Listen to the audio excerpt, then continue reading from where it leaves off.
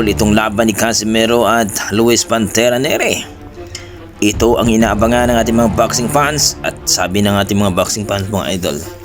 Talagang kailangan talaga ni Casimero na impresibo ang kanyang panalo dito kay Luis Neri. Kumbaga 3 rounds, 4 rounds ay talagang TKO na daw dapat.